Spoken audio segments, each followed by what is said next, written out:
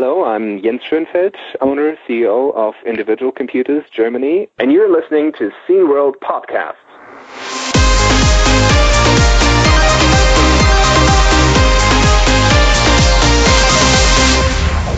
Hey everybody, it's the Scene World Podcast. I'm AJ, that's Joerg over there, living his best life. Thank you. Yeah. So in a minute, we have David Pleasance, who is everyone should know who he is. He was one of the big guys in Commodore UK for a while, really involved in the marketing and management and so forth. Or he's writing a new book. There's actually a Kickstarter for it that we'll be talking about in just a minute. But before that, we're going to do some news. Okay, start you with the news, because I'm not sure if I have so much newsworthy. Yeah. Okay. Well, one of the things that I just recently saw was a couple of weeks ago.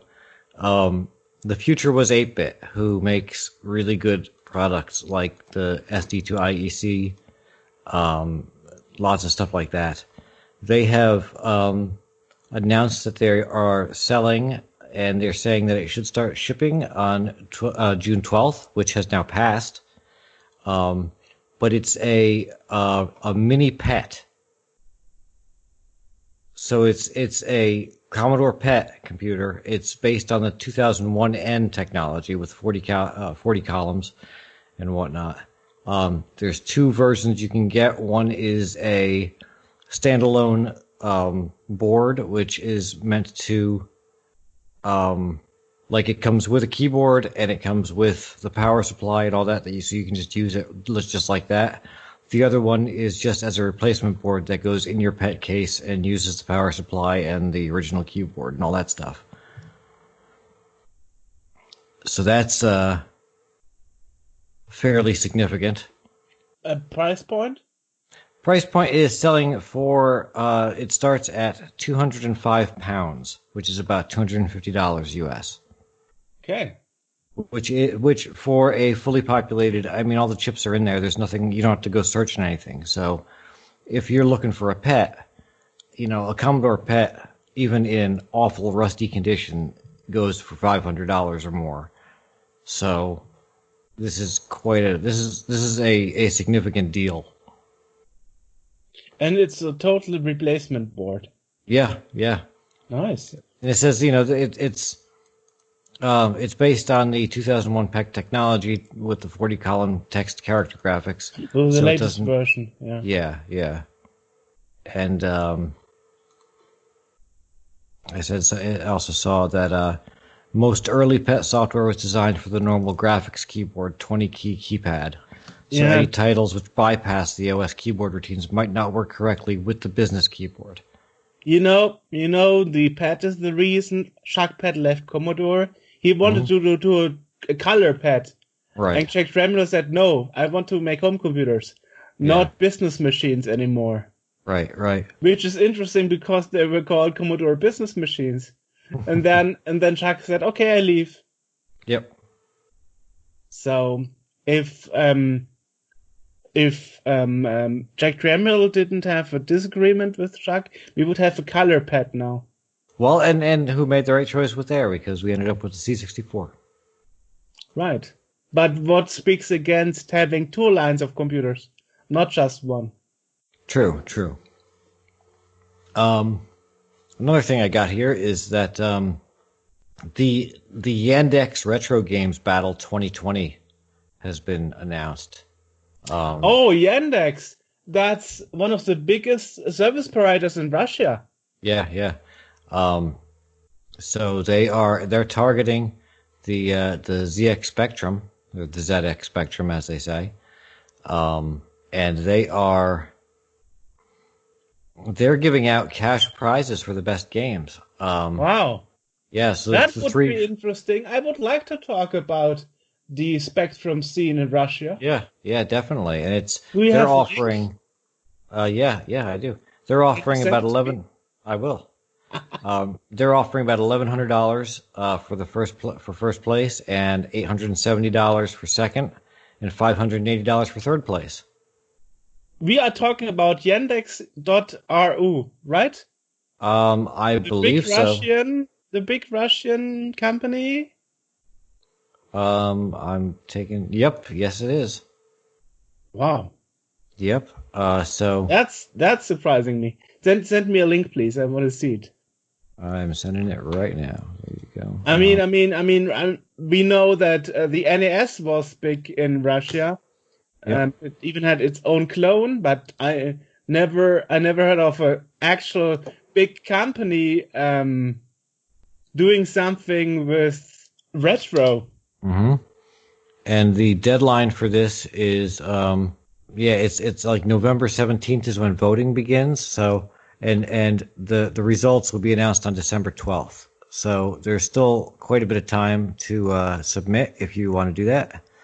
The deadline is 152 days away. So there's a countdown timer right on the website, which we will put a link to in the podcast description. So if you are a ZX Spectrum coder or graphics guy or a person who makes games for it, here's a nice way that you can pick up some decent cash for that. Wow. That's 80,000 whatever that little is that a ruble? I don't know what that symbol is. 80,000 somethings. Just Google it. Yeah. It must. What other currency would Russia have? I don't know. It's yeah, that's rubles. Yeah. Yeah. So it's That's amazing. Yeah, so it's 80,000 rubles for first place, 60,000 for second, and 40,000 for third. Yeah, and there's an audience choice award that's 20,000. Wow, totally being hyped about our own news. Yeah.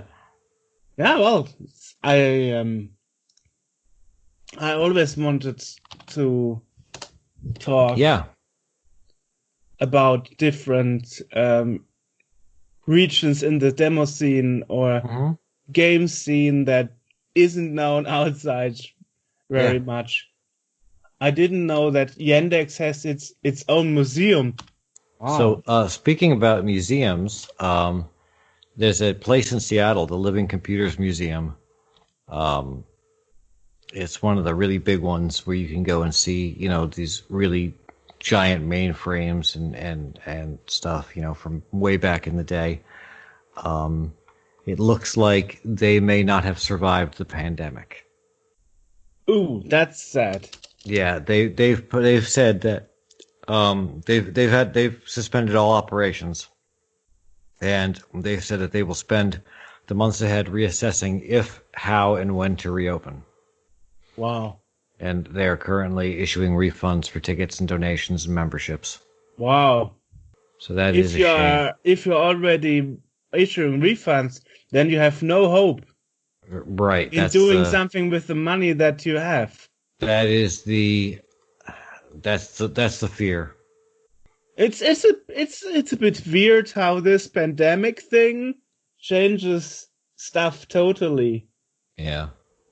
And this dynamic. Yeah. In good and in bad ways.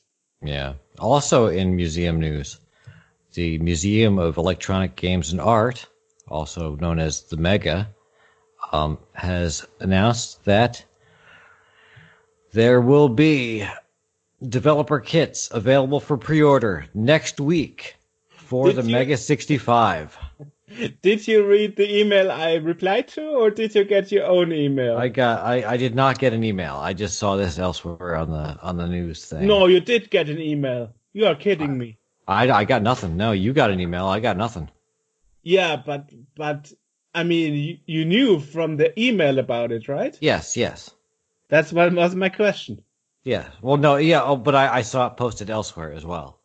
Before the email or after? Just after. Ah. I guess that he emailed it to me because I'm the gang leader or something. Mm-hmm. Yeah. So that would be a good point, talking to them again after the thing is released. Because the last two interviews here are just like, yeah, we are close, but not so much. Yeah, well, they were, they didn't have a real deadline set for when it was going to be done, and that was probably the best that really was the best way to do it, because it let them take their time and get it right, and not have to be, Exactly. and not have backers and other investors, climbing up their butts, complaining about, whether it's, when it's getting done and whatnot. So I'm seeing now that I'm looking at the hardware, and it's got, a power, like an FPGA main integrated circuit. It's got a very nice Cherry MX keyboard. These come in the development ones come in a plexiglass case rather than an actual, the kind of custom C65 cases. But yeah, there's a lot of stuff that come with these developer kits. Nice. And that is pretty awesome. I really want one. I still am just chomping at the bit to get a C65, and I have no idea why. There's no purpose to it. There's nothing that it can. You know what I mean? It's like it's the uses for it are non-existent, but I really want one. So that's pretty much what I got. What do you Well, the only news I've got is that Command and Conquer Remastered collection was released, and there's one thing that really annoyed me again. One guy on YouTube compared the re-release of Command and Conquer, the Gold Edition, video sequences resolution, with the remastered, and saying, yeah, well, probably the quality is worse because they had to get rid of the scan lines. No, that's not true. The first edition from 2005 didn't have scan lines. Only the Gold Edition. The same with Red Alert. Red Alert had on the DOS version no scan lines, but on the Windows version. And the Windows version had a higher resolution. And I guess in order to make not the videos pixelated, they decided to go with scan lines. Right. So I'm totally, anyway, disappointed when I see such YouTube videos where they didn't take 5 minutes to do a proper research. Yeah, that happens quite a bit. Gold Edition. That's probably the original. That's why it's called Gold Edition. That is because they never did a normal edition. They just went with the Gold Edition. Exactly, of course, yeah. Yeah, there's a lot of that online. The YouTube is rife with people that don't bother to do the research. I mean, even if it's on your face, Yeah. Yeah. Well, you can take 3 seconds of Googling to find out that's wrong. That's all you need to do. Even if you don't Google, if you see Gold Edition, that's like, wait a second. If there's something is gold, maybe there was an original. That must be the original. The year is wrong also, but who cares about the release year, right? Right. That's totally not important. Oh my god! And the thing is, I mean, you saw the video. The thing is, the fact that they used AI and they didn't have original recordings shows, because the first Command & Conquer didn't have scan lines. Yeah, so with the 4K scale up, it has a lot better quality, in my opinion. Yeah, we should explain to the audience that this is, the Command & Conquer remaster. That has the original game has cutscenes, and as they increase the screen resolution and the graphics and everything for the rest of the game, when it comes to these cutscenes, they didn't have. I guess they lost the original recordings, the original masters for that. So Exactly. They're working off of what was in the game, and so they used an algorithm to to blow up and smooth the edges on these things, and you can kind of see it in some of it. You know, they look like they've been blown up and kind of blurred a little bit. And... Exactly. But the Red Alert, the quality is much worse because they only had scanline material, and the original Command and Conquer was no scanline. Right. And that makes a significant difference because the AI was much better in blowing up the material without scan lines, because you don't have any. You know, the problem with scan lines is, I don't know how many people realize that only every second line is used. So you have some information, some picture information missing, and that's the point here. And that's making it blurry and stuff. Right. Yeah, because it's got to fill in those lines with what it thinks should be there. Exactly.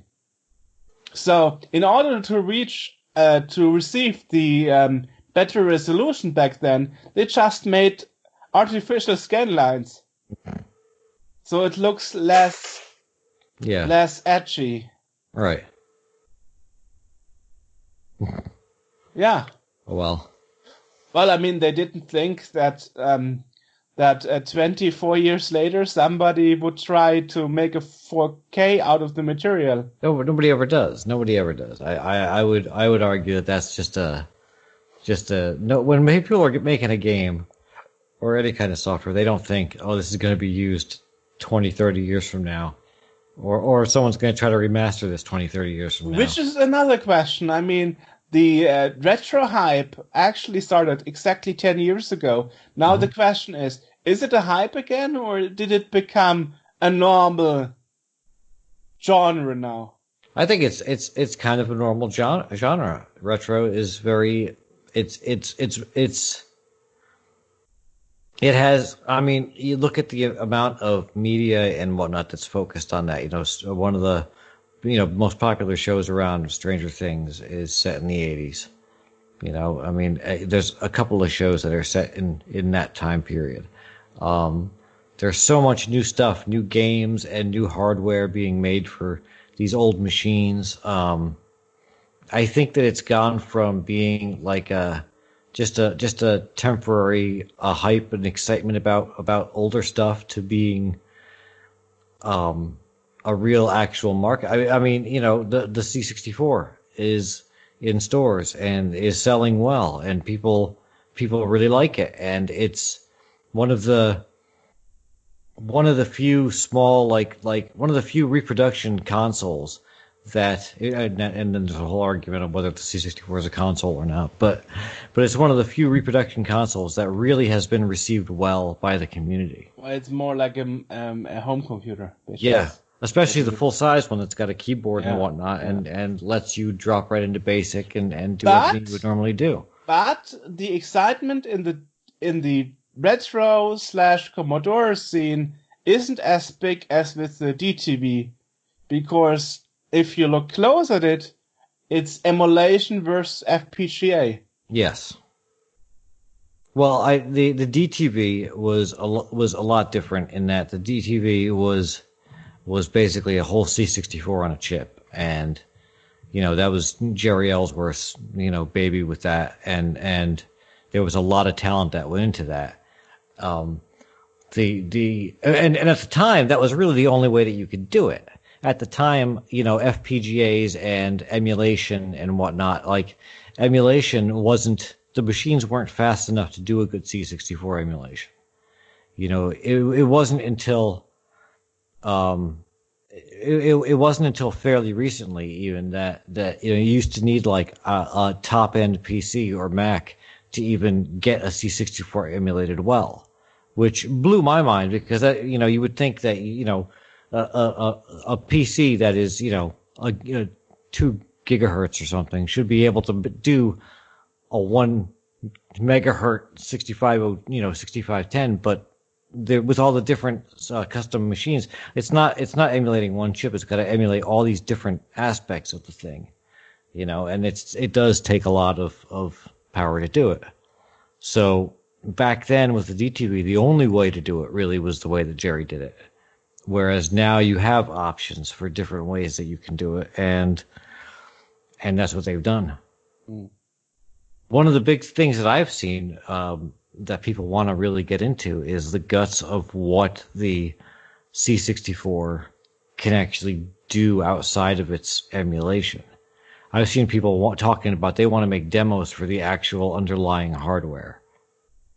And they're trying to get information on how to access that and how to do stuff with it. And, obviously they're a little bit, cagey with releasing that information, but still, because it's capable of way higher resolutions and better sound and all that stuff than what the emulated version of the thing is capable of. And so they want to mess with the actual hardware. The problem is the DTV, nobody got paid and Tulip went bankrupt anyway. Yep. Which is like, how did that even happen? How can you become bankrupt with a product that was originally meant for the American market?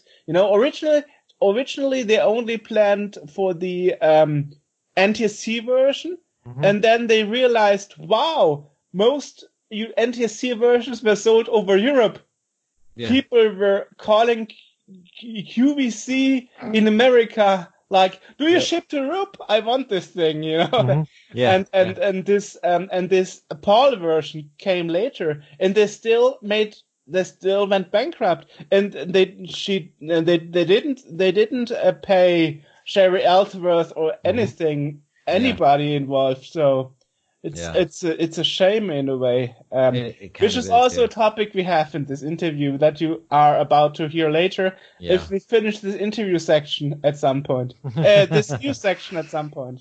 Yeah. No, that's been one of the main themes with Commodore people is that when you run Commodore, you badly mismanage your funding and your company, and that happened with Commodore. It happened with Tulip, it happened with SCOM. Except the last time, the previous owner, who did those PCs, overpriced. Gateway?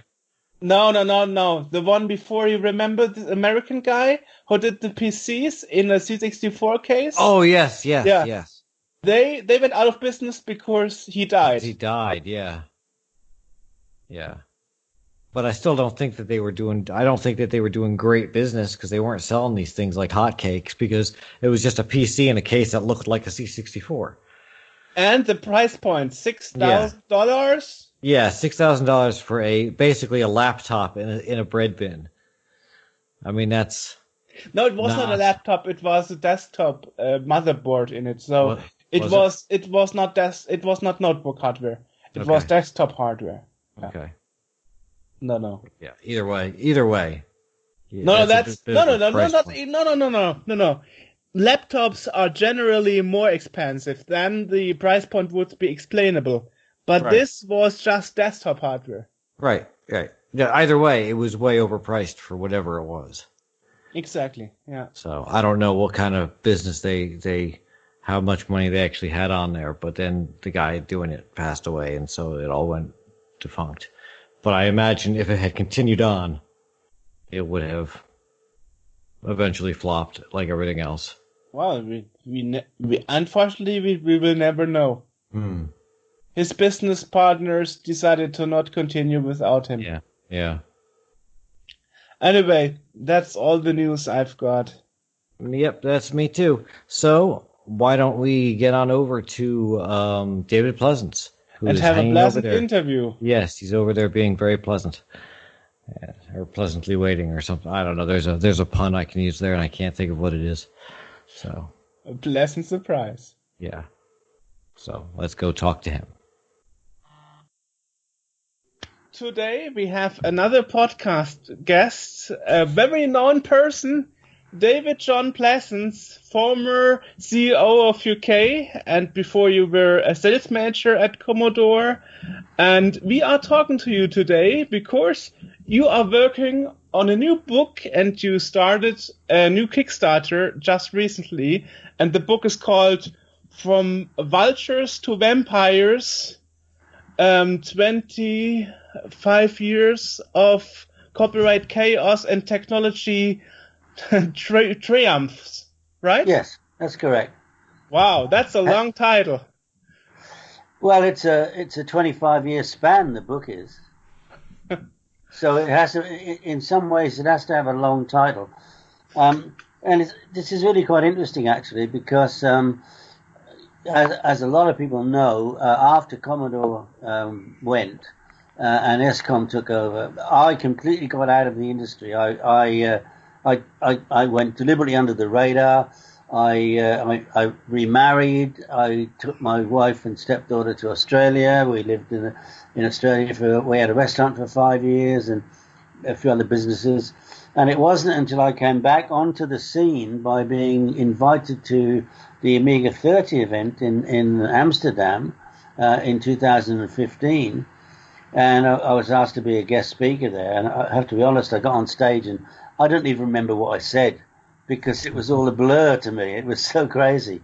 But it wasn't until then I walked into that room and all of these people are coming up to me and saying, "Can I have your autograph, David?" And I don't know what on earth you're talking about, you know.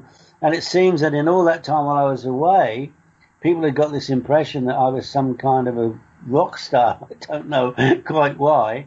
But anyway, obviously from that moment on, and I was back into the scene, if you like, and I was invited to many of these Amiga events around the world and Commodore events.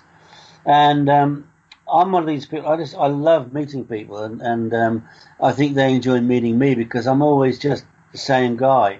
And I found out that as I started telling all the stories about what happened at Commodore, and everybody said to me, "Oh, David, you've got to write a book, And I honestly didn't think there was enough material there. But eventually I said, okay, I'll concede and I'll write the first book, which was Commodore, The Inside Story. And never having written anything before in my life. So I finished writing my book and I read it back and I didn't like it at all. And the reason I didn't like it was that everything I wrote, it was more like a book about David Pleasance than it was a book about Commodore, which when I thought about it was probably inevitable because everything I wrote about was through my eyes and my ears. Of course, yeah. So then I thought, okay, what I need to do, I need to have a wider perspective on this, but it also needs to be from the inside. So then I contacted several people that all worked for Commodore and asked for them to write a chapter. And that was people like Dave Haney, even Dr. Peter Kittle, and RJ Michael, of course, and Beth Richards. He was the lead engineer working on the CD 1200 project, which of course never got finished. And in the end, I ended up with a book with 368 pages, 90,000 words. I also got a few people from outside of Commodore, but people who dealt with us, to just say a few words, in truth, what it was like to deal with Commodore, because some of them didn't like us, and I wanted everything to be the truth. And anyway, the net result is that I think the book came out fantastically well. I've had incredible reviews from it. Except from one person. Yeah, exactly. Yeah, that's right. I was just about to say that, except for one person. But I don't really care about that at all anyway. It doesn't bother me in the slightest. The main thing is that, just under 2,500 books I've sold, and not one of them through a bookstore. It's all been direct sales. Except I've sold a few through Amiga Kit, the wholesale guys down in Cardiff, because they wanted to, and fair enough, that was okay. Anyway, so once that book was out and done, and I thought, well, that's it, that's me done.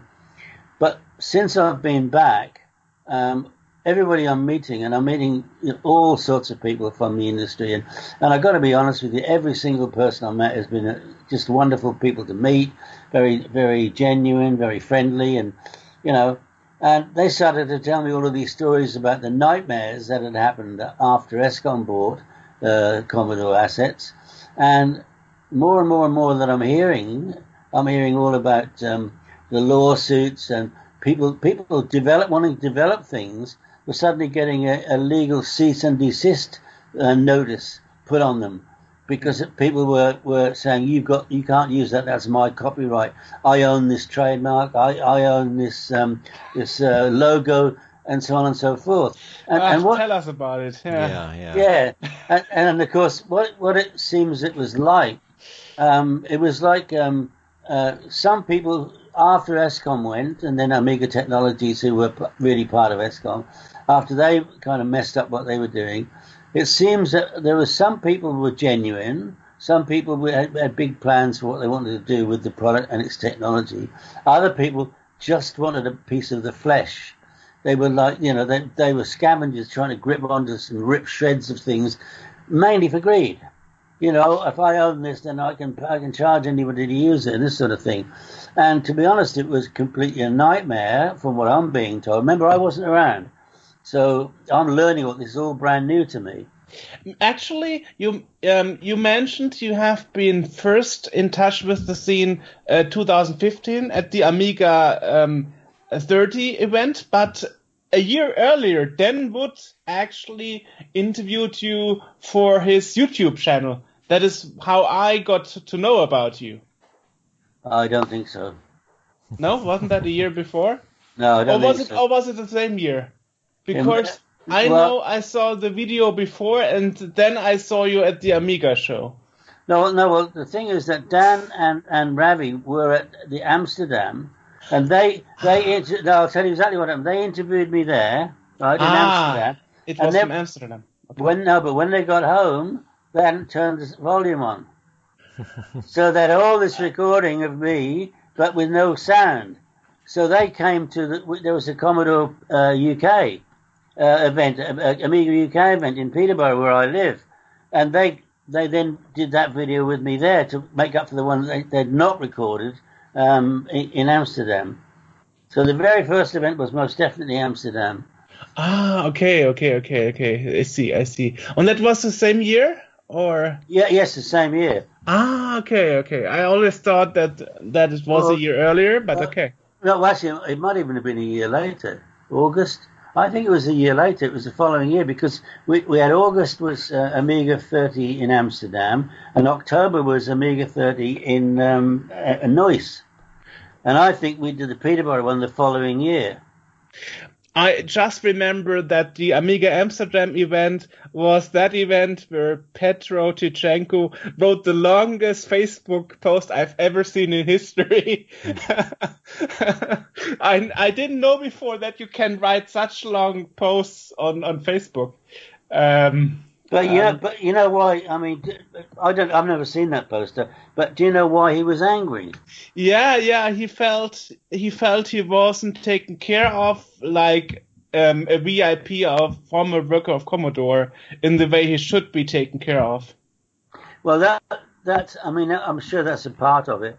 But the actual real reason, and he won't deny it because the organisers of the event, they all agree because they told me the story. What happened was that when they contacted me, this is Marcel Frankenet and Volker de Gans and so on.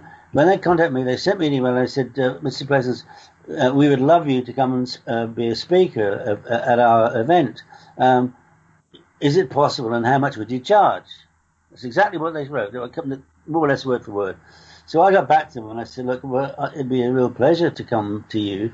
I said, I don't want to charge you anything, but on the other hand, I don't think it should cost me anything. So if you're prepared to just pay a budget flight and a cheap bed and breakfast, I'll be more than happy, right?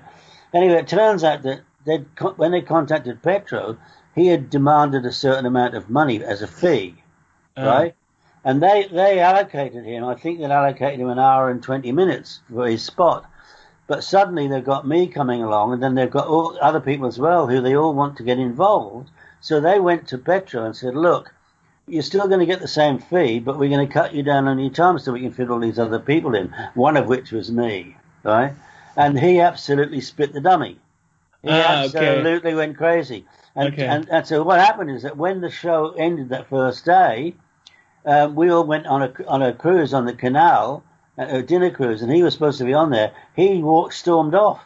He put all his stuff in the car and drove away. He was angry. He was like a spoiled child. Yeah. But that's the reason why, is that they cut him down on his time for the speeches. Well, that's something that can happen. Well, I have spoken to a lot of people from Commodore, and you are known to say always, "I'm just saying the truth and nothing else." And I remember that, for example, Michael Tomczak, who was the first person I interviewed, he was always proclaiming himself as being the leader of the VIC-20 team. And a couple of years later, when I spoke to Yesh Terakura from Commodore Japan, he said that this story is not true at all. So a lot of times when you talk to somebody from Commodore, you have somebody else who tells you the same story, but from a different point of view. Yeah, now Sure. I've seen also stories from Leonard Trammell that say that Yash Terakura had nothing to do with it either.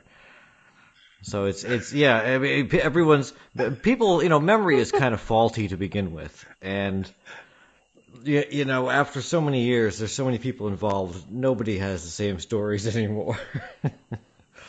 Yeah, I think that's true. But for example, in Leonard Tramiel's case, I mean, I've never met Leonard, but what happened is that when Jack left, when his father left Commodore, which was around about February of 84, because I actually met Jack for about 2 minutes. I shook his hand, and that was at the Winter CES in Las Vegas in January of 1984. I'd only been with Commodore a few months, and not long after that, Jack left.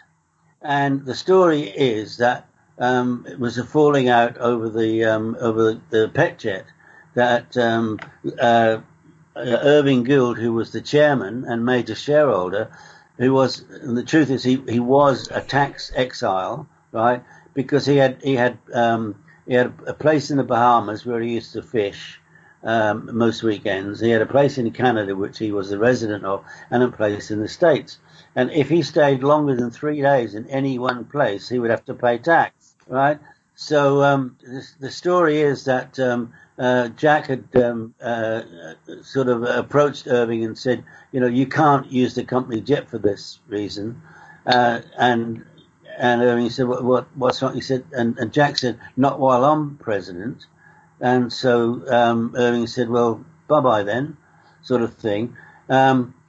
Whereas what Leonard Tramiel's, that's Leonard Tramiel's story, right? There is some truth in that, but the main reason was that Jack Tramiel wanted to bring into the board his 3 sons, right?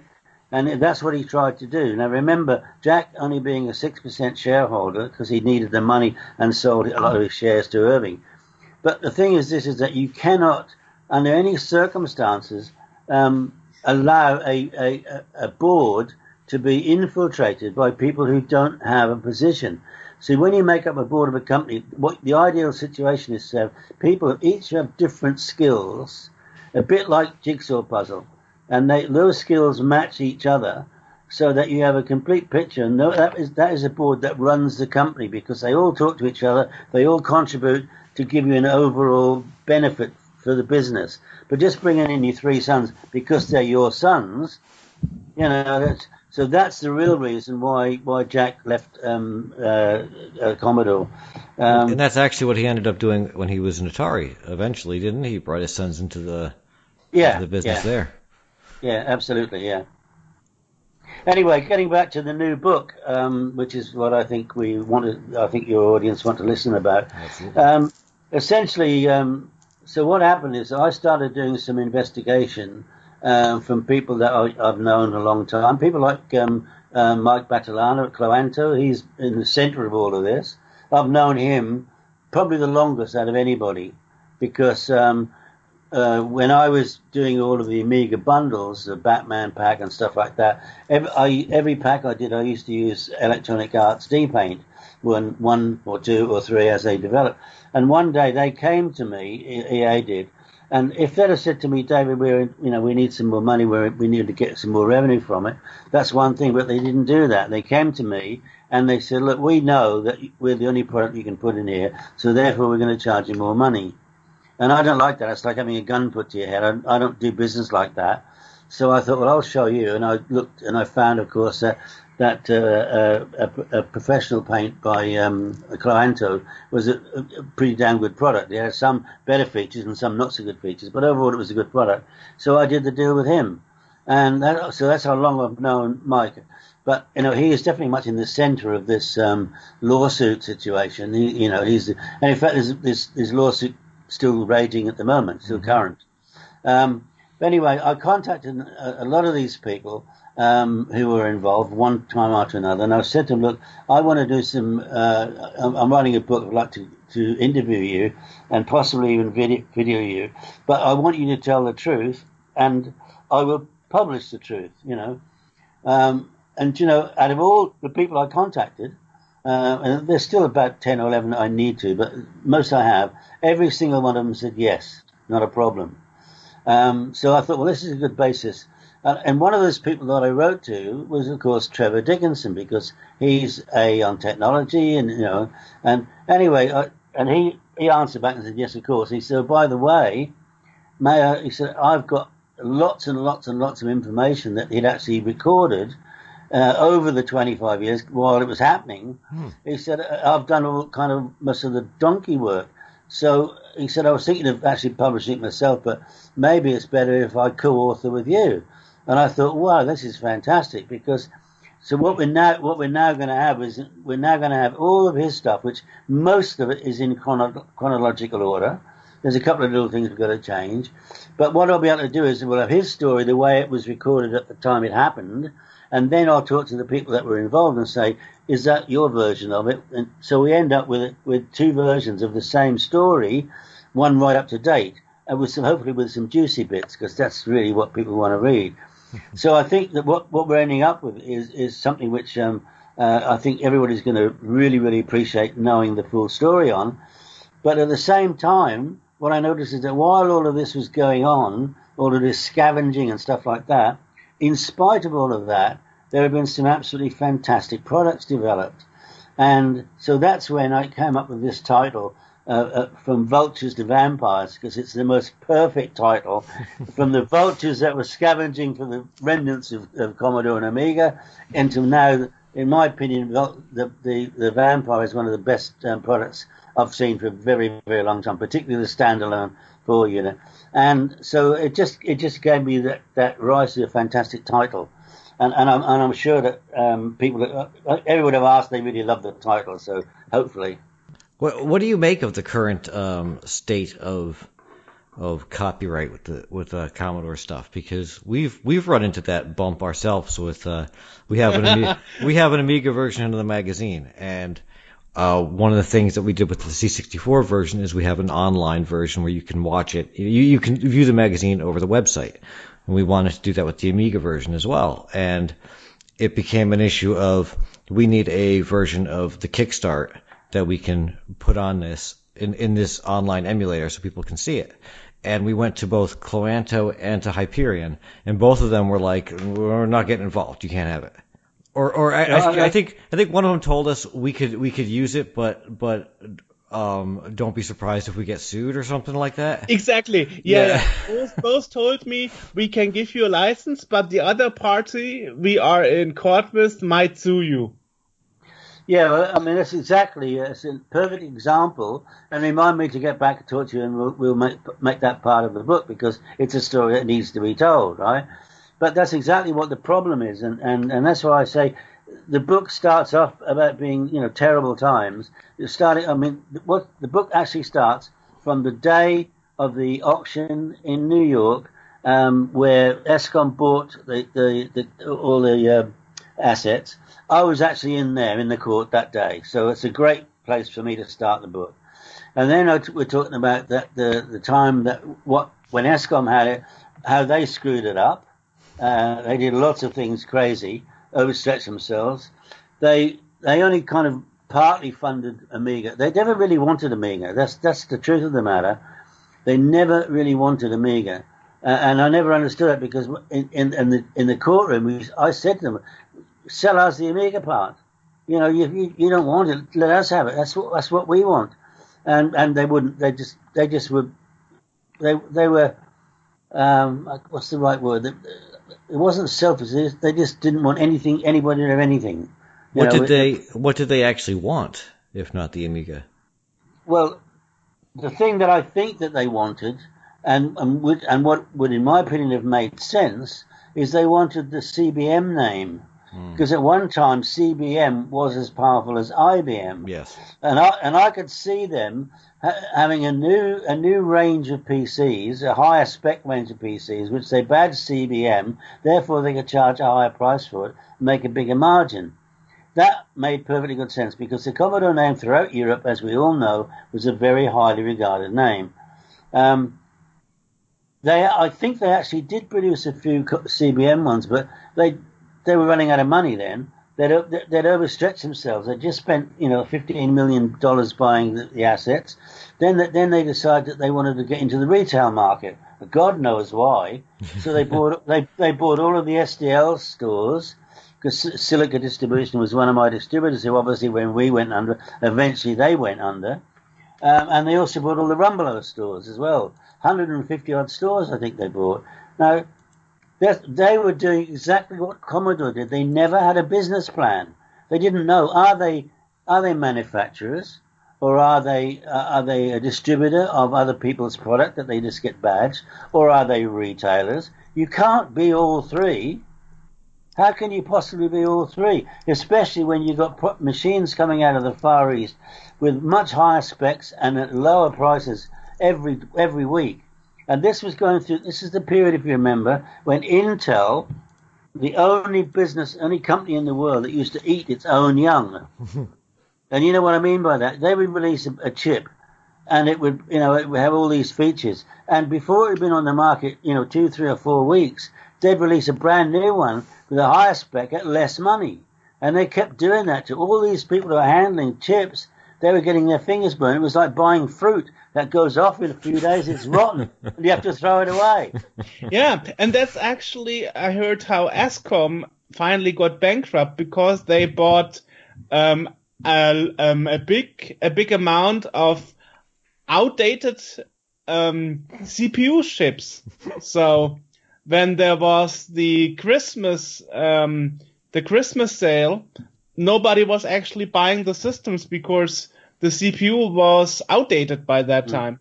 Yeah, it's a very dangerous game indeed to be in. That it's okay if you are in a market like Amiga was, where you had it was all your own proprietary stuff.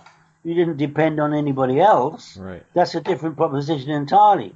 But they also didn't with the Amiga. They put no development money into that. I mean, they were making the 4000 and the 1200, and by this point, these things were outclassed by most every other machine on the market. But they kept sticking with that, and they didn't put anything into making.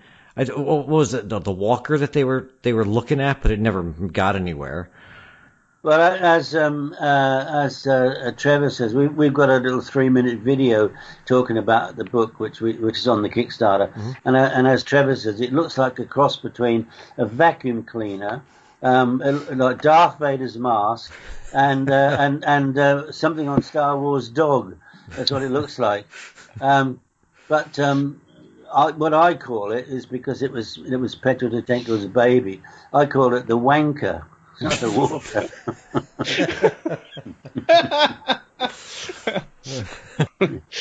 Yeah. So anyway, the concept of the book is to fill in the gaps that our wonderful community, who, in spite of all of these things, our community is getting bigger and bigger all the time. It's absolutely astonishing. It really, really is. But you see, I think there is a huge future for Amiga. There'll never be a new Amiga computer, because you can't backwards compatible make something that's technologically new. Right. You can't do that. It's impossible. There has to come a time when you have to say, that's the cutoff point. We're now on something completely different, right? And I think that would have been the way forward.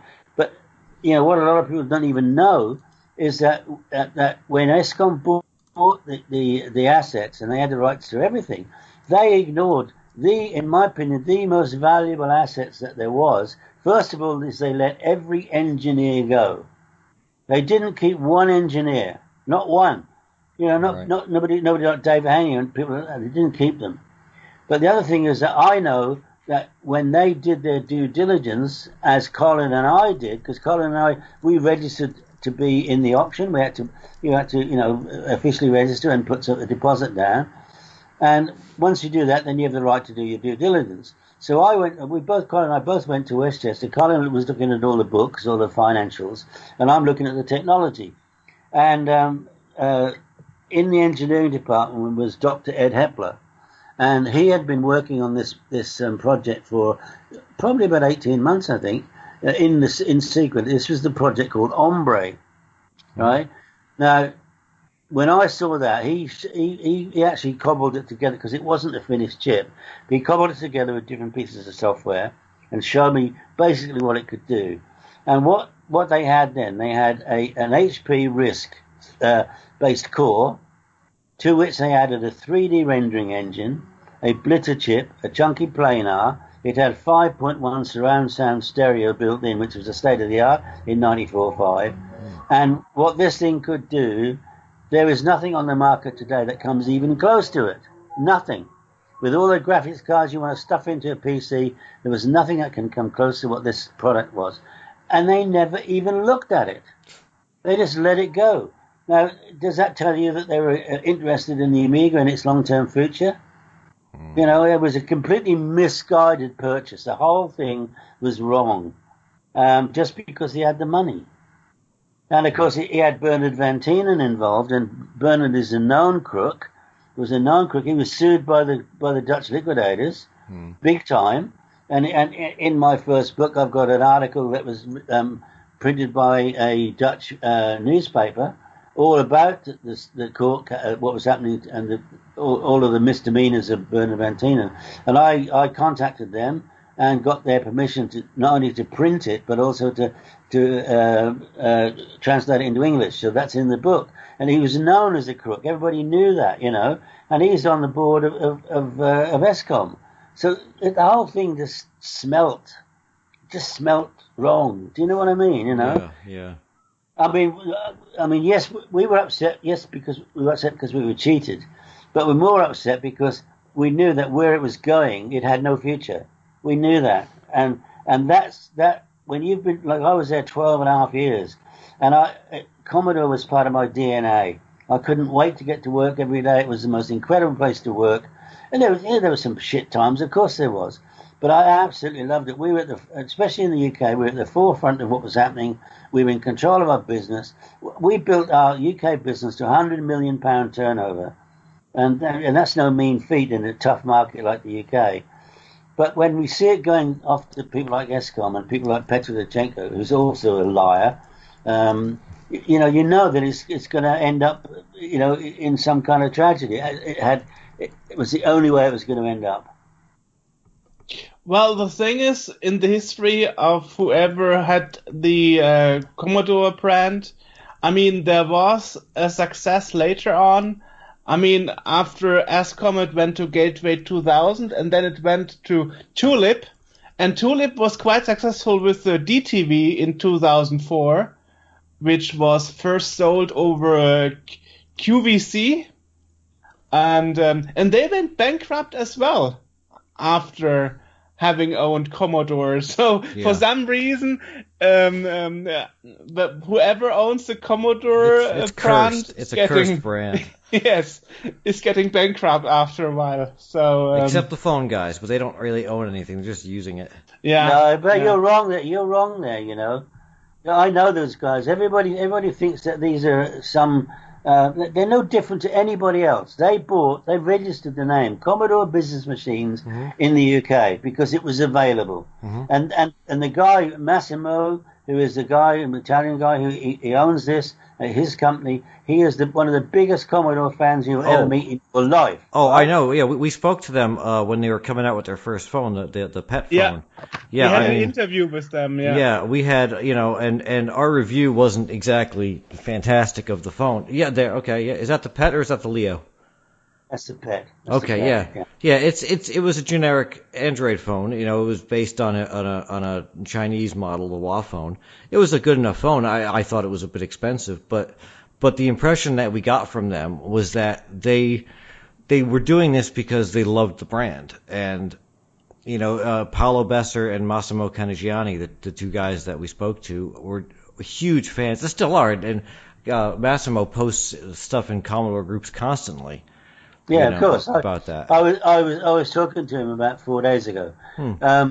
But I mean, I actually went over to meet them in Milan for the simple reason that I am trying to get Friend pre-installed on their phones every one that they release. But I won't do that. I won't do that until they've got their 5G model coming out. Okay.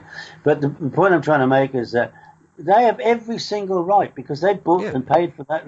They have every single right to produce something, and I think I would do exactly the same as them. I wouldn't buy an Apple and want to charge 2,000 quid for it. There's many companies. I've just bought a brand new laptop. Right, I'm not using it at the moment. A brand new laptop from a company called Chewy. And Chewy are what they call OEM manufacturers. They make for anybody, right? But I bought what was about £1,800 laptop that with somebody else's name on it for £200 because they are the manufacturers. What the hell is wrong with that? I don't see anything wrong with that at all. And if I'd have put say an HP badge on there and had to pay 700 or 800 quid for it, I'd think, well, that's a rip-off.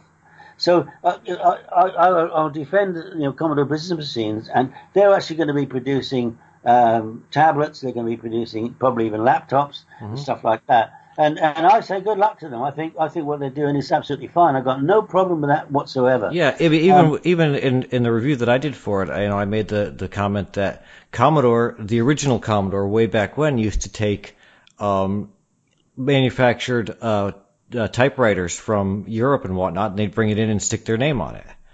Absolutely. That's how Jack. Well, Jack Tamil started off by selling other people's stuff, and then he decided it might be an idea to make his own. The first products he made of his own was calculators, and he was buying his chip from Casio, and he eventually was doing really well, and eventually Casio thought, hang on, we're missing a trick here, so they started making their own phones, and then they were charging him a lot more for these, so they priced him out of the market, right? But he started that way.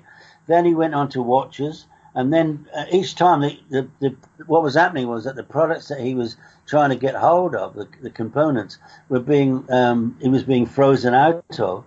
So then he had the opportunity to buy the chip factory, not far from Westchester. And so when they bought their own chip factory, then of course they're in control of their own future in that regard. But there was absolutely no doubt. You look at all of the peripherals that Commodore sold that were made by other people. We didn't do a very good job at sourcing them. 1541 drives, for God's sake, they were terrible and they were really expensive. But that's, I think, a trick that Commodore missed, is that they could have gone in. They should have gone into partnership, for example, with GVP. Commodore should have worked with GVP and said, right, this is our logo. You can use our logos. We work to our design, so the engineers talk to each other and they know everything works properly and they share the spoils. That's what I certainly would have done. Because why go into you don't want to go into competition with somebody. You want to work with them. You get a team of people around you who all work together, and you know everything's going to be fine. Right. Well, I mean, not only the 1541 who destroyed themselves by overheating after a few hours, but also the first power supply units from the Pratt bin C64s in USA. They were actually causing house fires. Because curtains would go into flames and sadness-filled resin bricks.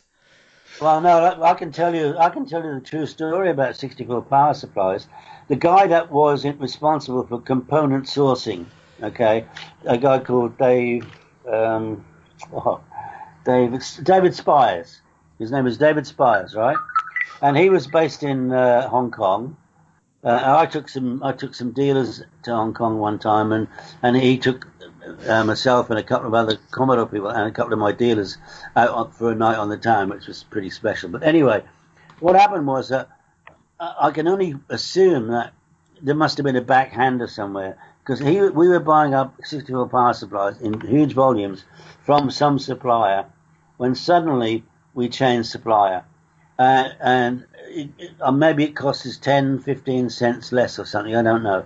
But what I do know is that a lot of those power supplies came to the UK, and when people plugged them in, it took all the chips off the motherboard. Boom, boom, boom. And it cost Commodore an absolute fortune, and the warranty repairs, because these bloody 10-cent saving cost us, $100 bloody dollars to fix them. So that's the kind of thing that happened. And again, it's all down to the basic principle that Commodore, as a business, they never ever had a business plan of any kind, and they never did external auditing. So they never knew if somebody had reported sales. They never knew whether they were real or not because they never checked them. So they were assuming that they'd made all these sales. And Bernard Van Tienen in particular, because he used to brag to all of us, I swear to you on my life, every general manager's meeting, he would brag that when the quarter end came, if he was under target, which he always was, he would write invoices, he would put product on a truck and send it on a journey for 5 days, so it went out of the warehouse at the last day of the quarter and came back into the first day of the new quarter, and having claimed the sale, having claimed his commission and his bonus. He did it every quarter without exception. So Commodore head office is looking and saying, oh, we've done all these sales and we've got all this money. They hadn't.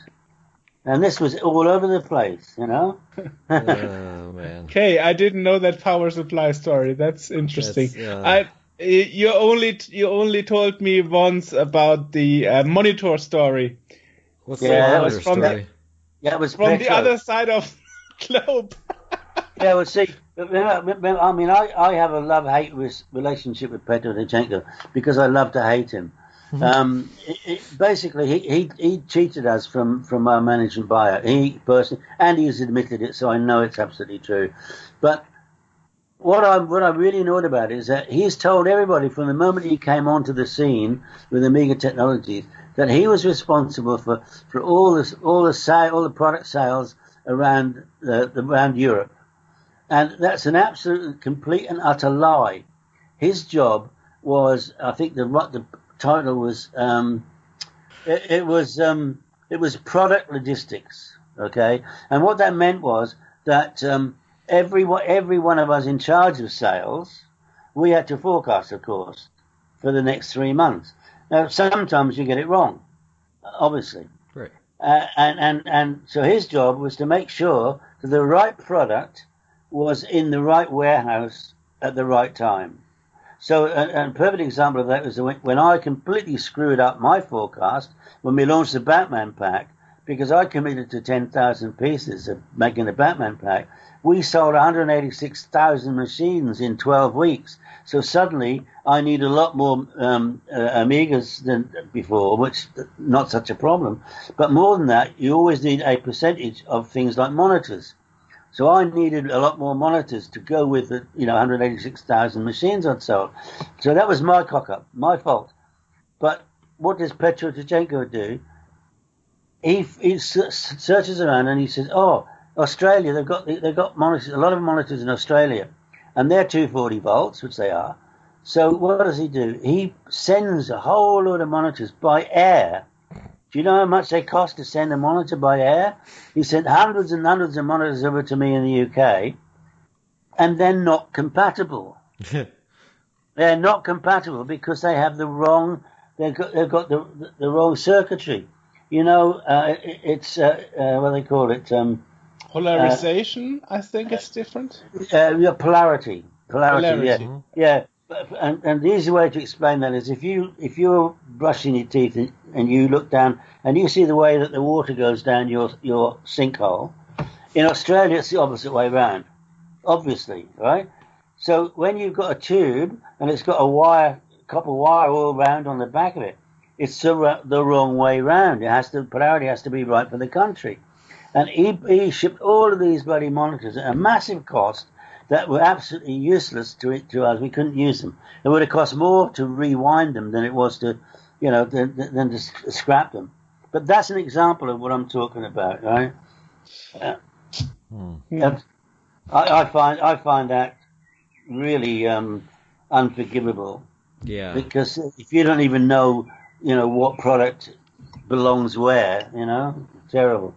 But anyway, so just getting back to the new book, I think there are, from what I can understand, our community is almost gagging to find out the truth because there is so much that went on. I mean, as I said, there's lawsuits even running now, which I believe will in fact be reasonably quickly resolved. The other parts of the book, apart from telling all that story, I'm telling about all the great companies and the products that they've developed that are such fantastic products, and how they've survived and what they've done. I'm also going to have a chapter in there. I don't know how big that will be, but a chapter basically is these are the significant figures in Commodore Amiga's history, and where are they now? Because a lot of people have moved all over the place, and I think our community would like to know that. For example, a guy that worked on Amiga for a long time, Randall Jessup. He's one of the software people. He's now one of the head honchos at Mozilla. So people don't know that, but I mean, I think they'd like to know that and where people are working now. Obviously, people know RJ, and they know that he's at Google now. But I'm going to do quite a bit of that. The other thing I want to do is to put a chapter in at the end, which has been my vision of how things are going to go from now for the next 5 years. I don't have a crystal ball, but I've got information about certain technologies that are coming that will have a big impact on what our community are doing. And I'll give you an example of that just so people know. That Elon Musk is launching all of these satellites. The first batch is 1,260, then it's 12,000 the next batch, and the last that'll be 42,000 satellites. So they're all going to be all around the globe, and they're going to be beaming down basically broadband. Right. So that means that you're going to get broadband in all the countries where they don't get it at the moment, Africa and all those nations. Everybody will have access to it, and it's going to be very powerful as well. So that is going to change everything. So that means that products that today are top technology here, in 5 years' time, there'll be the new technology in Africa. That product will still be saleable, and because it'll be a lot cheaper, the new technology will have more things and stuff going on it. I perceive there becoming a time when we won't be carrying mobile phones. They'll be a part of our clothing, and they'll do all sorts of things. The power of them will be unstoppable because the power is not in the actual machine itself. It's what's up in the cloud and how it's being delivered. Mm-hmm. So that's just something, that's kind of what my vision is for how things are. And there's several other things as well. But more importantly, my vision is for how I think the community will be. And I think there is a way forward that will bring everybody together in a way that's never been before. And if we can do that, bring everybody under one umbrella, that would be one hell of a powerful community force. That's what I think. Did I get that right? You said in a by-sentence that you think this law thing will be resolved in a way or another? Yes. Yeah, I think there is one outstanding one at the moment that I believe is about to be resolved. That doesn't mean to say there won't be any more, but I think what is happening is that people are getting older and a bit wiser, and I think there is less inclination to keep fighting than there was when people were a bit younger and they had a bit more aggression and stuff like that. I think it's become like, oh my God, not more of this, And I think everybody's wanting really to, with a bit of luck, to stop this happening, Well, in the case of Kickstarter, as AJ mentioned, there is fortunately Aros, which is a Kickstarter replacement. And interestingly, we had to modify our magazine system to run on it. And on the last Amiga, I was talking to Richard Löwenstein, who is doing Reshoot R, and he's also modifying his game to work on it. So right now everybody is writing software to make it compatible with the Kickstarter replacement, though they don't have to go into this lawsuit license thing. Yeah. Was that the Arrows Kickstarter? Yeah, Arrows. Yeah. So everybody is working on that right now. So that's at least a workaround, but I guess it's not really a final solution. I never understood how this could even happen to be a fight, you know. Well, it's so convoluted because one person owns Kickstarter, one person owns the OS, one person owns this, one person owns that. When Hyperion came out with 314 a year or two ago, I mean that was a big thing too. Cloanto was complaining about that, and then they changed their tune and said that no, we're actually okay with it, but we just wish that they talk to us first or something like that. It's all a big just a it's a mishmash of things that went wrong, but it all gets back to what I said at the beginning. People were buying things or getting a hold of things not for any productive reason or productive objective. They just wanted to be in control of something and then be difficult about it. Or maybe they would just want to say, look, you can use it, but I want $2 every time you use it, sort of thing. It's all greed based. Not all of it, but a lot of it is greed based. Now, there are some companies who actually put a lot of money into things that they really wanted to happen, and then for one thing or another that didn't work, things fell through.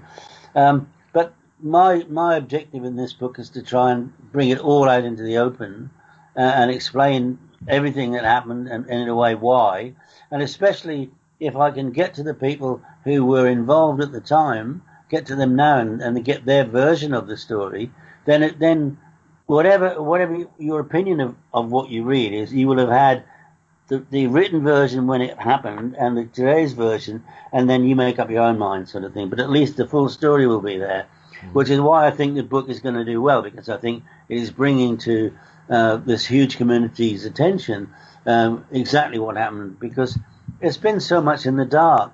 It's something you don't talk about, you whisper, and it's ridiculous when you think about it, because we all want the same thing. It's interesting because all this book craze that everybody who worked at Commodore or whatever company, started writing a book, that all happened when Brian Becknell released his first Commodore book in 2005, On the Edge. The Rise and Fall of Commodore. So it's really crazy how one book about a company can start a Rolling Stone process. One person writes a book and everyone's like, "Oh, we got to correct that, so we'll write our own book." I mean, obviously, I have not. I've not read Petro's. I don't read German, but I don't know what truth there is in Petro. Petro does not have anywhere near the broad depth of experience, because I worked all over the world with Commodore, in the States and in Switzerland, looking after 35 countries, and in the UK and Europe. And so my perspective, and everybody who's read the book, you see, what you see is what you get. It's absolutely true. There's no lies in there.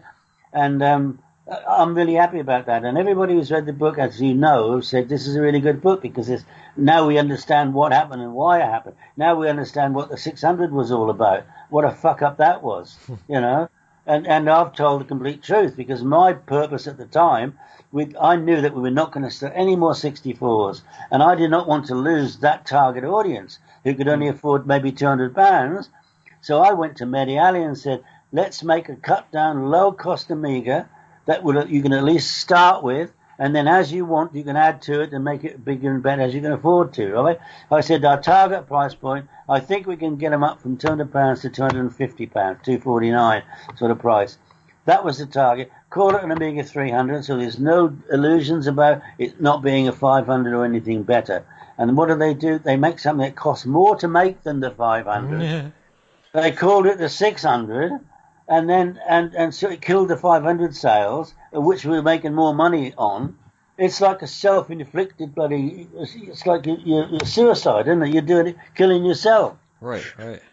And interesting, there's another German book by Rainer Bender, who worked at the end-user customer support hotline, and he said he wrote about the Amiga 600 that they actually had customers undoing the purchase and exchanging the 600 with the 500, because many got a 500, sold it, and bought a 600 instead, and then they were sour that the 600 was actually worse than the 500. I mean, there were a couple of features on the 600 which were better than the 500, but generally speaking, the 500 was a better product.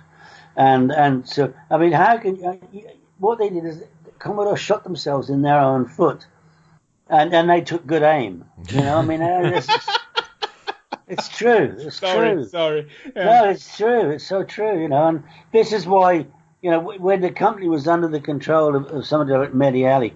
Actually, it's a funny story. I'll tell you. You're the first one I'm going to tell this to. And all the time, people talk to me about it, and they always said to me, "What was it like working for Mediali? What's it like?" And then the other day, it occurred to me, I saw that, and I thought, I know, I was under medication. M-E-D-I-K, medication. That's I had to be under medication to work for him. Because and somebody said to me, "How would you describe Mediali?" And I said, he was like a Pakistani Danny DeVito. And that's exactly what he looks like.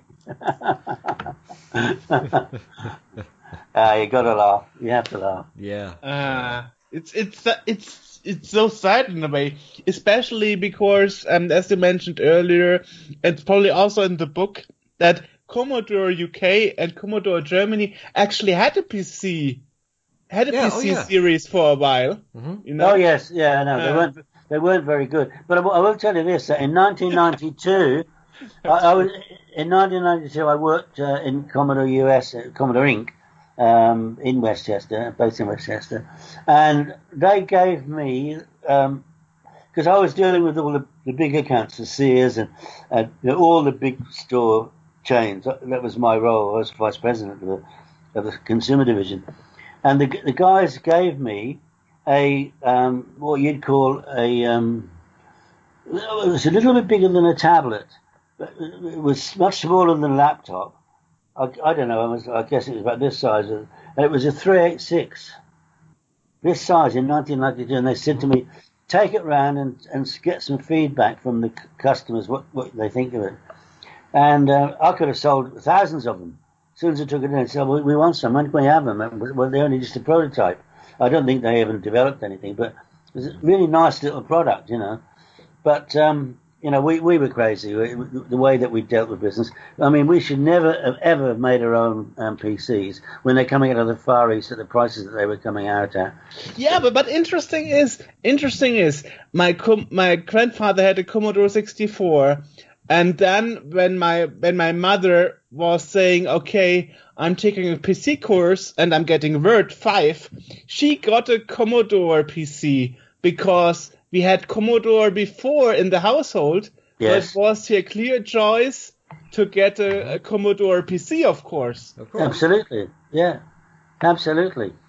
And it's a sad thing, but I think the problem is that if you're not on top of your game, if you're not watching every single cent, and before you know it, people are undercutting you with a better quality product at a lower price, and you've got to make a decision. Am I going to go into the rat race of dropping my price, or am I going to try and make something that's much better, so it's a Rolls Royce instead of a Lada or a Skoda? It's a tough decision to make. But if you're going to be an also-ran, you're just an also-ran, just the same. It doesn't matter whose badge is on it. Then it's a mugs game, because people, then they'll buy on price. Or they'll pay a lot of money, like they pay for Macs these days. Mm-hmm. They're never worth that much money. No way are they worth that much money, but they did a good job of marketing themselves as being the only product. Sure. But there's a massive, I guess, a blowback about Apple iPhones now. People, the quality is rubbish. that's coming out of, they're all being made in China. And people are saying, oh, why should I be paying £2,000 for this? It's rubbish. And the stuff like the Huawei, the new stuff that they're bringing, 5G stuff, with some of the cameras and things in, they're incredible. And they're £1,000 cheaper. I know what in fact, I've got a Huawei. That's what I'm using. Not that one. I'm using a Huawei at the moment, and that's what people do. I know Apple have got this cult following, but it don't take long before that will wane. They've not got the following like Commodore and Amiga has got. It's just people like to say, I've got an iPhone.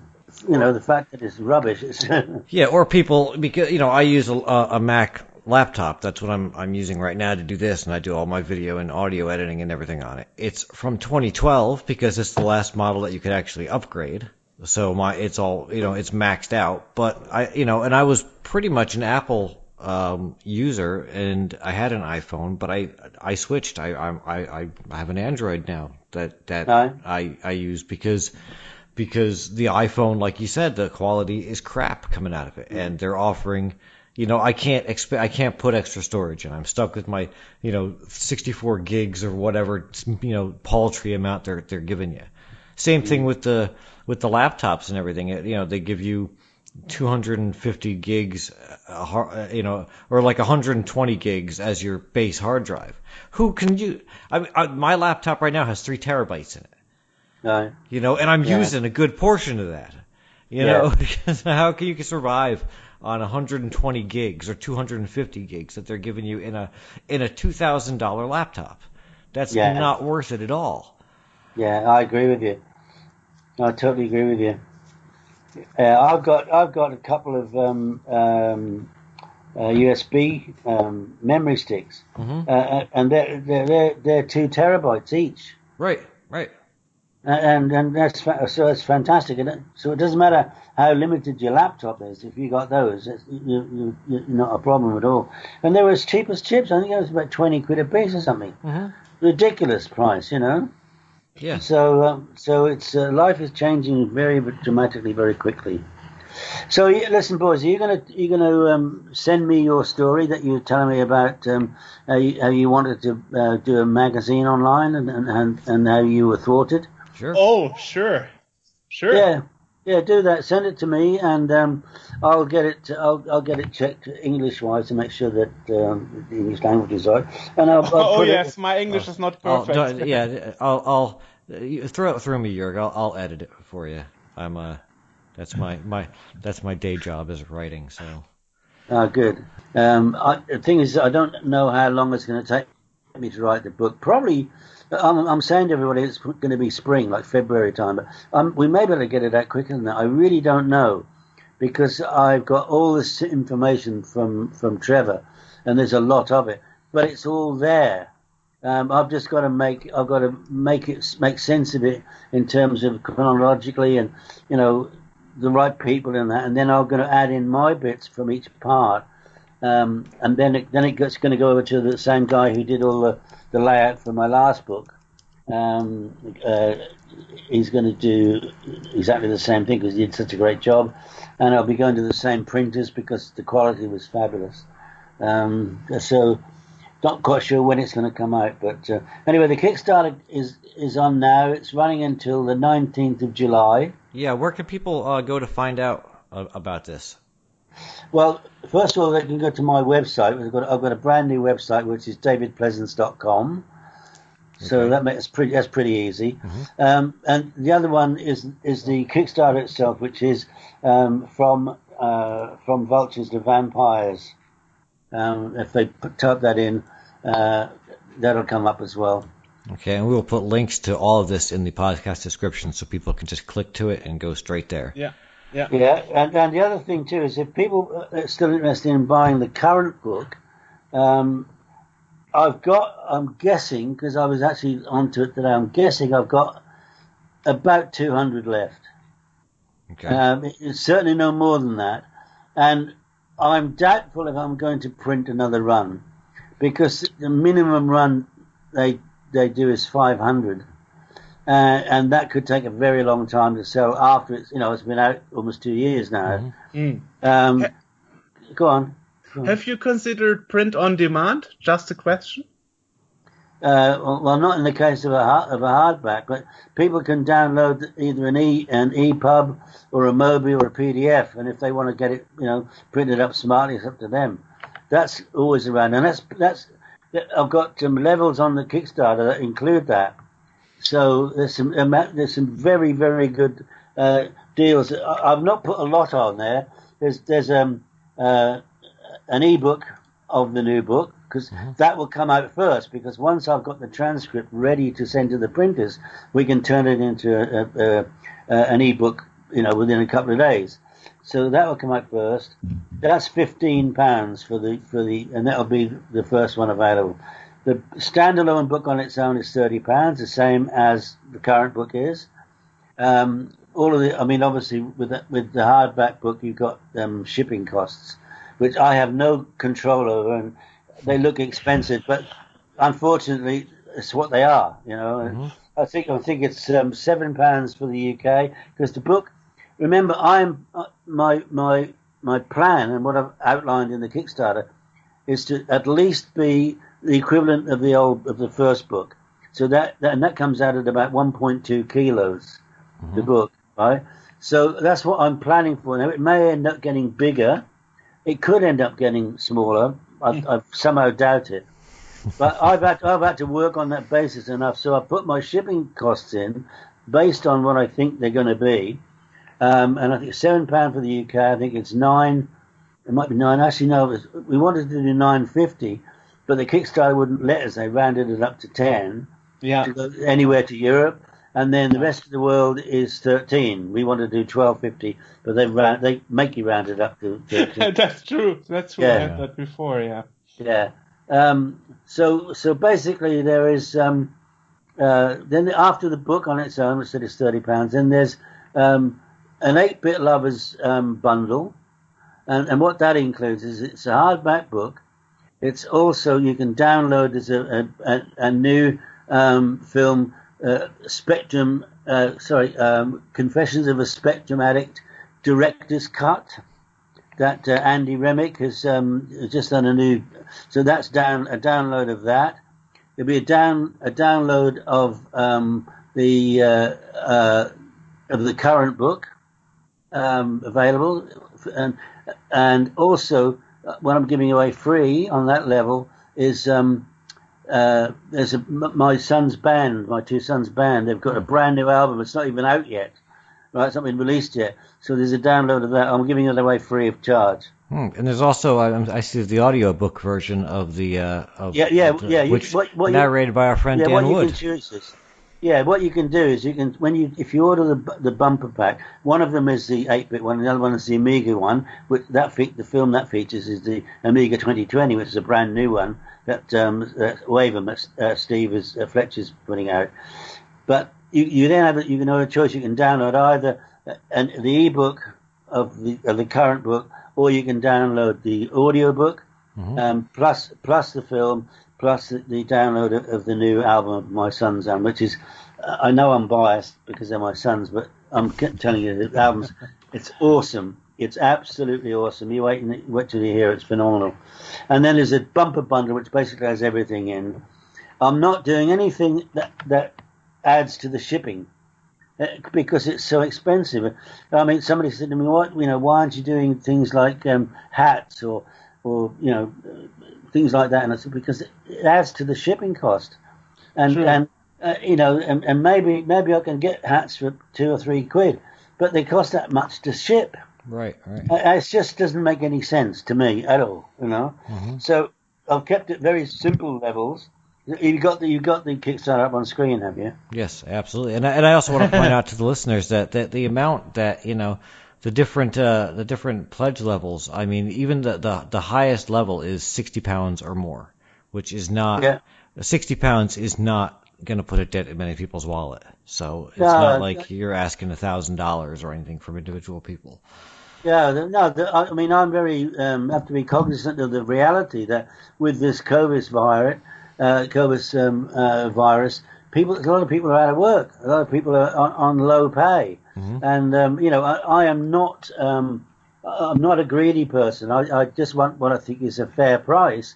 And that's why I wanted to make the bundles really good value for money, because I think anybody, if you pay £30 and you just get the book, or you pay £40 and you get all those extras, I know what I'd do. And because they already exist, those things, you see, apart from my son's album, but I'm actually going to be paying them something for it, because I just want to get them a brand new audience. And I think with an album, that's a really good way of doing it. I mean, I expect to get probably in the end there'll be about 2,000 people that end up buying from me from the Kickstarter, and then afterwards, after the Kickstarter's finished, buy direct from the website. So that's 2,000 people that listen to a brand new band that would never have listened to them before, and I think it's a really good way if they like it. And of course, that's the thing to it. I am 100% sure that they'll like it, because I know how bloody good it is. Yeah. So there you are, gentlemen.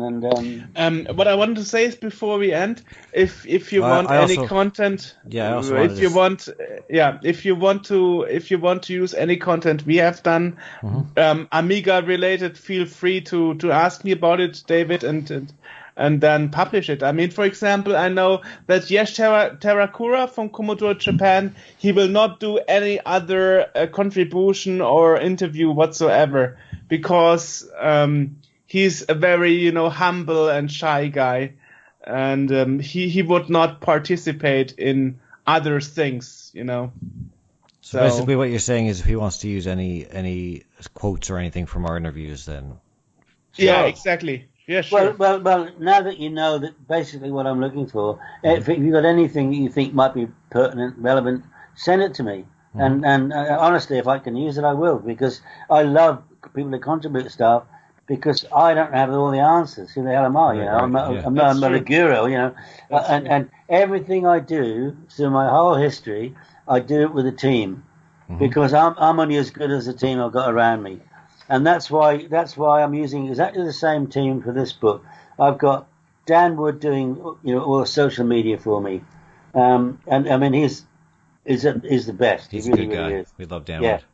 I've got Paul Kitching doing most of the graphic design for me, because he's fantastic. He did the first book with me. I haven't involved as yet Marcel Frankenay, Amiga Marcel, but he was involved with the design of the first book cover. I haven't, only now because he's been busy, but we haven't designed the back yet, so he's going to be involved in that. And I've also got Wayne Ashworth. He is. If you look at the vulture, the actual bird, he's hand drawn that, because we could not get what we wanted from pictures and things. So I've got, and he actually did the Commodore building on the first book. If you look at that, so I've got that team. I've got the same guy going to do the layout for me of the book itself, and I'm going to have the same printer. So, because if you've got a team that works, why change it? Right. Sure. Yeah. Sure. And I really totally believe in that you're only as good as the people around you. So if you find anything at all that you think might be of interest, please wing it over to me, and if I can find a way to use it, I certainly will, and you'll get credited. I always believe in crediting people, for what they've contributed. Well, gentlemen, thank you so much for having me on. I appreciate it. Well, thank you for sitting with us. Thanks. Yeah, wonderful. Well, good to see you virtually, even if not in person this year. Yeah, I mean, it's not like it was last night. I was on air 3 hours last night. Yeah. Live on air, and people asking questions. It was fantastic, really. Really, really good. But 3 hours in one go. I mean, now I know what it's like to be a professional DJ. Yeah. Oh yeah, Amiga Bill Vultures. He's amazing. He's a lovely guy. We get on really, really well, and I get on well with everybody. I think most people know that. Yeah. Well, boys, thanks a lot, boys, and good luck. And I'll wait to hear back from you then. All right. Yeah, sure. Cheers. All right. Cheers. Bye. So that was David Pleasance. You can check out everything that he's doing at davidpleasance.com. We'll put links to that and to his Kickstarter campaign in the podcast description below. Check out what he's doing. Everybody should donate to that. There's and again, the price tiers are all very, I'm motioning like people can see me. And that's it. I'm so used to a video podcast at this point that I'm just moving around like I'm illustrating points. The price points on the different tiers that you can get are all very, very reasonable. Even like the highest one is well within the ballpark of what is not going to hurt your wallet. So please check that out. Let's get this book made. And yeah, you know where to find us. I'm here and Joerg is there. You can, if you want to message us, it's podcast@sceneworld.org. And of course, you know, the website is where you are probably sitting right now watching us. Yeah, sceneworld.org. Yes. Watching us in the audio podcast. Or listening to us. Oh my God. Anyway, until next time. Yeah. See you later. See ya. And I just saluted like they could see me too. Good God. Yeah.